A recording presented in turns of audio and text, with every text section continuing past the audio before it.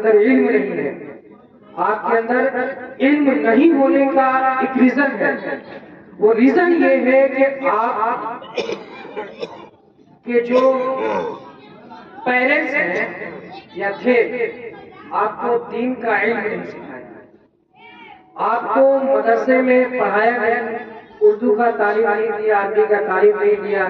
تو جب تک ہم پڑھیں گے نہیں تب تک ہم سمجھیں کیا. اب ایک انسان آ کر کے بولا how are you my friend, ہم منہ تاکہ کہ بھائی کہاں بول رہا ہے. ہم آ کے بولے کیف انت، ہم منہ تاکہ بھائی کہاں بول رہا ہے نا بھائی. تو جب ہم انگلش پڑھے ہیں تب نہیں سمجھیں گے، یا عربی پڑھے ہیں تب نہیں عربی سمجھیں گے.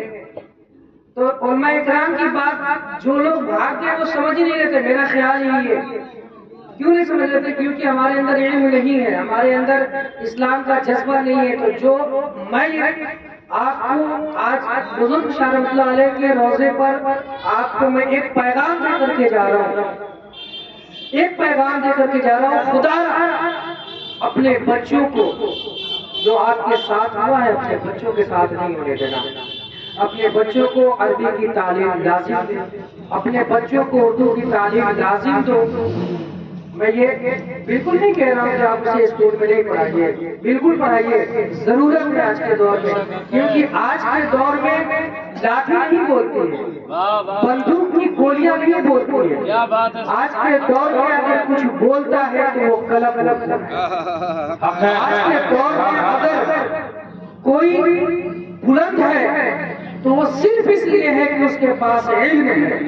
اگر آپ اپنے بچوں کو اردو عربی کی تعلیم نہیں دیں گے تو اسی طریقہ سے آپ کی بہن، بیٹی، بہو، بیوی اسی طریقہ سے مزار کرائیں گی اور ناجائز و حرام کام کریں گی، اور آپ اس پہ خوش بھی ہوں گے اور منع بھی نہیں کریں گے. مجھے کوئی فرق نہیں پڑتا کہ یہاں پہ جو ماں بہنیں آئی ہیں یا مزار کے اندر جا کے بیٹھی ہیں وہ مجھ سے خلاف ہو جائے، برا نہ سنا بولے. I don't care, please my friend، مجھے کوئی فرق نہیں پڑتا. اعلیٰ حضرت امام البرکت دریائے احمد شاہ احمد رضا فاضل بریلوی، جو آپ لوگ آئے نا، جتنی ماں بہنیں آئی ہیں، یہ قبرستان ہے. my friend، قبرستان میں آنا اسلام میں جائز ہے کیا؟ یا جتنے بھی لوگ ہیں، ہم لوگ اس محفل میں آئے کیوں آئے؟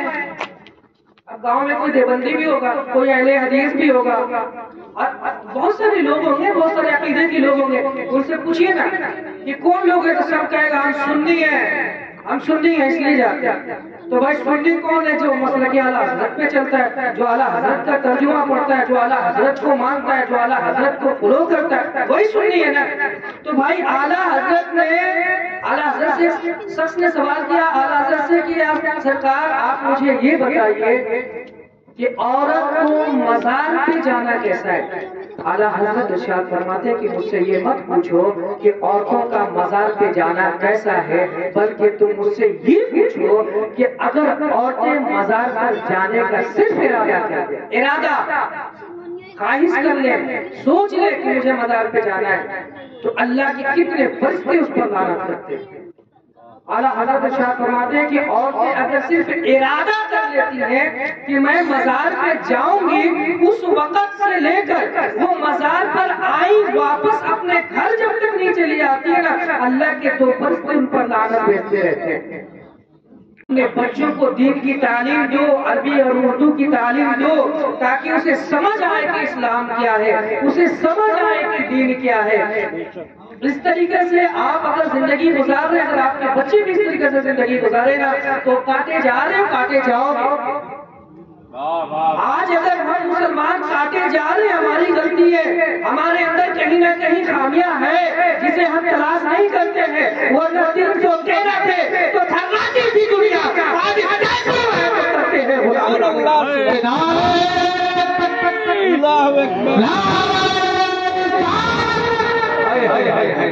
बात है। 313 थे तो थर्राती थी दुनिया, आज सैकड़ों हैं तो करते हैं गुलामी। क्यों? आप चलेगा सलातो सलाम हो जाएगा, इससे इनका भी हौसला अफजाई होगा और आपको ये बातें कुछ समझ आएगी। तो अपने बच्चों को इनको दीजिए, तालीम दीजिए, मदरसे के एक मुदर्रिस को, एक हाफिज जी को, एक इमाम साहब को रखिए कि आपके बच्चे को आकर के ट्यूशन पढ़ाएं, उर्दू और अरबी पढ़ाएं, ताकि वो कुछ सीखे, कुछ समझे। और मैं आप लोगों को बताऊं, मैं एकदम ताबे के साथ बोल के जा रहा हूँ। बाद में आप लोग मुझसे मिल लीजिएगा अगर आपको जिसको गलत लगता होगा। आप लोग जो है ना, सिर्फ दावेदार मुसलमान है, अमलदार मुसलमान नहीं है। सिर्फ दावेदार मुसलमान, अमलदार मुसलमान नहीं है। खड़े होने और सलातो सलाम पढ़ लीजिए।